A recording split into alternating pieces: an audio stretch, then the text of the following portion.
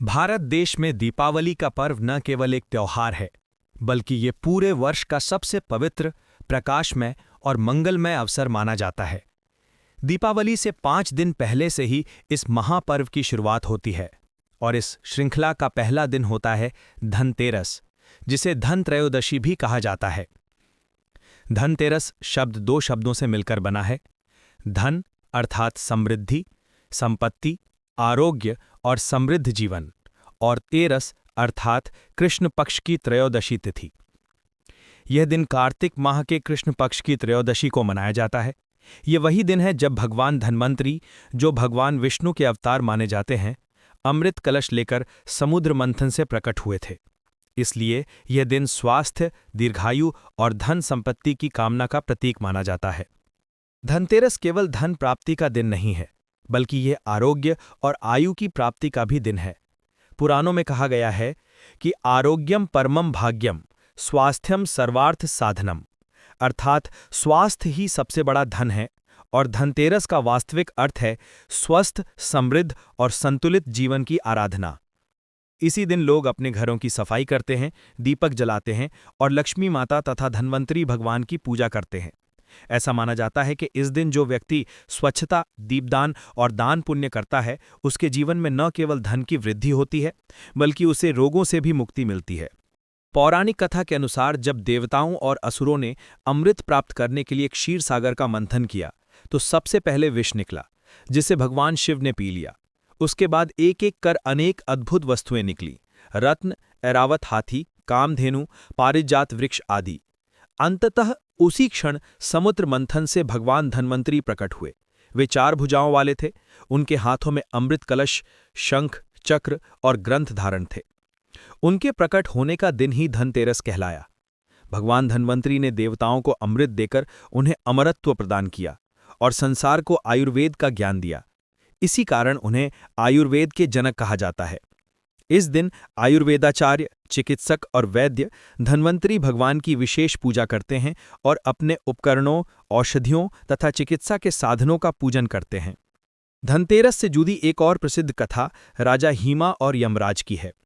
कथा के अनुसार एक बार एक राजा के पुत्र की कुंडली में लिखा था कि उसके विवाह के चौथे दिन सर्पदंश से उसकी मृत्यु निश्चित है। राजा अत्यंत चिंतित हुआ, परंतु भाग्य से बचना तो किसी के बस में नहीं।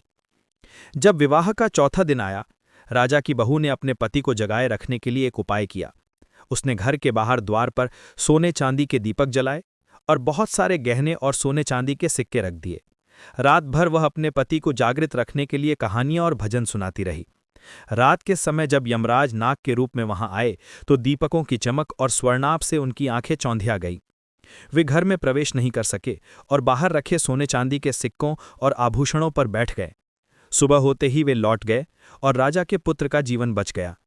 तब से ये परंपरा चल पड़ी कि इस दिन दीपक जलाकर यमराज की पूजा की जाती है, ताकि अकाल मृत्यु से रक्षा हो। इस दीपक को यमदीप कहा जाता है और इसे घर के मुख्य द्वार के बाहर जलाया जाता है। धनतेरस पर दीपदान का महत्व। धनतेरस की शाम को दीपदान का विशेष महत्व है।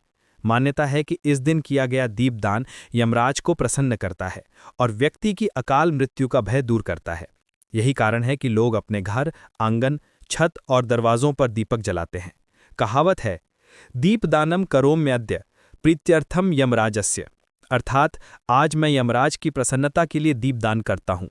दीपक का प्रकाश केवल अंधकार को दूर नहीं करता, बल्कि यह अज्ञान, भय और मृत्यु के अंधकार को भी मिटाने का प्रतीक है। क्या खरीदना शुभ माना जाता है? धनतेरस के दिन कुछ वस्तुएं खरीदने की परंपरा प्राचीन काल से चली आ रही है।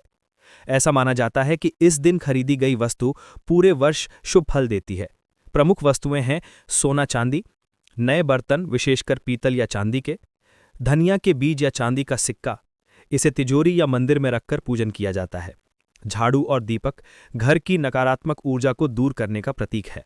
गोमती चक्र, कौड़ी या श्रीयंत्र लक्ष्मी साधना में लाभकारी माने जाते हैं। लक्ष्मी और धन्वंतरी पूजा विधि। धनतेरस की संध्या को परिवार के सभी सदस्य मिलकर पूजा करते हैं। पूजा की विधि इस प्रकार होती है। सबसे पहले घर की पूरी सफाई और शुद्धि की जाती है। दरवाजे पर तोरण, बंधनवार और रंगोली बनाई जाती है। पूजन स्थल पर लक्ष्मी जी, कुबेर जी और धन्वंतरी भगवान की मूर्ति या चित्र स्थापित किया जाता है। धूप, दीप, पुष्प, फल, मिठाई, चावल, जल और पंचामृत से पूजन किया जाता है।